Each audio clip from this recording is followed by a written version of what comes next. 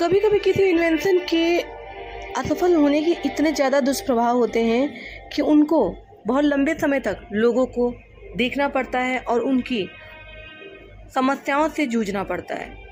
उनके होने वाले नुकसान से हर व्यक्ति को रूबरू होना पड़ता है। ऐसे ही आज का दिन यानी कि चेरनोबिल आपदा दिवस, चेरनोबिल डिजास्टर डे, जो कि 26 अप्रैल को सेलिब्रेट तो नहीं कह सकते, पर उस दिन को याद किया जाता है कि ऐसी घटनाएं भविष्य में दोबारा ना हो जिससे जनमानस को इतनी हानि हुई। कभी कभी कुछ ऐसी घटनाएं जिनसे हमें कुछ सीख मिलती है और सीखना भी चाहिए कि दोबारा भविष्य में ऐसी कोई घटना ना हो जिससे कि मानव जीवन के लिए, प्रकृति के लिए वो आपदा का कारण बने। ऐसे ही चेरनोबिल डिजास्टर डे आज के दिन क्यों यादगार है, आज के दिन क्यों याद किया जाता है इस दिवस को, इसके बारे में मैं आपको इस वीडियो में ज़रूर बताऊंगी। मैं social activist advocate Tanishka Gupta. JDF live में हर दिन कुछ खास कहता है, कुछ नया जानने का यही मौका है। मैं आज के दिन चेरनोबिल परमाणु आपदा 26 अप्रैल 1986 को हुई थी। इस आपदा ने लाखों लोगों की जान ले ली थी। इस हादसे में क्या कुछ हुआ था, कैसे ये आपदा बहुत लंबे समय तक लोगों को कैंसर की चपेट में भी लेती रही, जानते हैं इस वीडियो में। उसके लिए आप वीडियो को ज़रूर से ज़रूर लोगों तक शेयर करिएगा और चैनल को सब्सक्राइब करना ना भूलिए, जिससे आपको बहुत ज़्यादा इम्पोर्टेंट वीडियोस हर डे इवेंट की ऐसे ही मिलती रहे। आपदा की 36 साल से भी अधिक समय के बाद जिसने अपने नाम को बदनाम करके रखा चेरनोबिल परमाणु ऊर्जा स्टेशन अभी भी बहुत लोगों के लिए असहज आकर्षण रखता है, जबकि वहां पर सिर्फ और सिर्फ मानवता का, प्रकृति का विनाश ही हुआ। 26 अप्रैल 1986 की सबसे घातक रातें आधुनिक यूक्रेन के पिपरयात नामक शहर में रहने वाले लोगों की जिंदगी और किस्मत, भविष्य सब कुछ बदल कर रख दिया।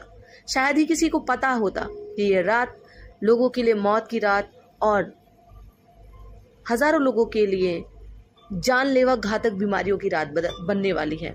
26 अप्रैल को 1:23 पर अपर्याप्त प्रशिक्षित कर्मियों के साथ संचालित एक दोषपूर्ण रिएक्टर डिजाइन के रूप में सबसे भयानक परमाणु आपदाओं में से एक देखा गया। सोवियत संघ अब बेलारूस, यूक्रेन और रूसी संघ के क्षेत्र में विनाशकारी विस्फोट ने उन 3 देशों में रहने वाले लाखों लोगों के जीवन का दावा किया जो विकिरण के संपर्क में थे। 16 अप्रैल की रात परमाणु ऊर्जा संयंत्र में काम करने वाले लोग अपनी योजना के अनुसार एक प्रयोग को अंजाम देने में विफल हो गए, जिसके परिणाम स्वरूप एक भयानक परमाणु दुर्घटना हुआ। बड़े पैमाने पर विस्फोट के कारण चेरनोबिल संयंत्र के 2 श्रमिक की मौके पर ही मौत हो गई, जबकि तीव्र विकिरण सिंड्रोम के कारण कुछ ही हफ्तों में 28 लोगों की जान चली गई। रिएक्टर की इकाई 4 में एक प्रयोग किया जा रहा था। जब प्रयोग किया जा रहा था, बिजली संयंत्र के तकनीशियनों ने अन्य आपातकालीन सुरक्षा उपायों के साथ रिएक्टर की शक्ति विनिमय प्रणाली को बंद कर दिया। रिएक्टर 7% बिजली पर चलता रहा क्योंकि तकनीशियनों ने कोर से नियंत्रण छड़ें खींच ली थी। इस कार्रवाई के साथ कुछ अन्य विफलताओं के परिणाम स्वरूप कोर नियंत्रण से बाहर हो गया। कोर के नियंत्रण से बाहर होने के कुछ क्षण बाद रिएक्टर में एक बड़ा विस्फोट हुआ, जिससे रिएक्टर का भारी सामग्री का ढक्कन उड़ गया। ग्रेफाइट रिएक्टर में आग लग गई और विस्फोट के कारण रेडियोधर्मी सामग्री हवा में लीक हो गई। इससे भारी पर्यावरण विनाश हुआ और लाखों लोगों की जान चली गई। आपदा के बाद भी पिपरियात शहर भूतों का शहर बन गया क्योंकि लोगों को वहां से निकाल दिया गया था। 1991 में वापस चेरनोबिल की इकाई 2 में आग लग गई, जिसके बाद ये करीब था। बाद में 1996 में प्लांट की यूनिट को बंद कर दिया गया। बिजली संयंत्र की इकाई 3 वर्ष 2000 तक खुली रही, जब परमाणु ऊर्जा संयंत्र को बंद कर दिया गया था।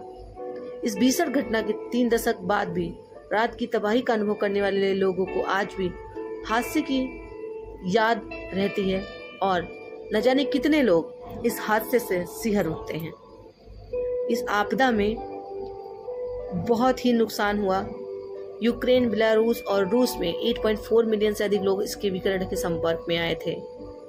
इस विस्फोट में वायुमंडल में उच्च स्तर की रेडियोधर्मी सामग्री एक बड़ी मात्रा में लीक हो गई थी। ये लागत और हताहत के मामलों में इतिहास में सबसे खराब परमाणु आपदाओं में से एक है। दुर्घटना के दीर्घकालीन प्रभाव में यूक्रेन, बेलारूस और रूस के बच्चों के बीच थायराइड कैंसर में वृद्धि हुई और न जाने कितने लोगों को इस आपदा के कारण बहुत ही अनिश्चितता का सामना करना पड़ा। 26 अप्रैल 2022, इससे पहले भी जब भी 26 अप्रैल को याद किया जाता है तो इस डिजास्टर को याद करके लोग ऐसी गलतियां ना दोहराने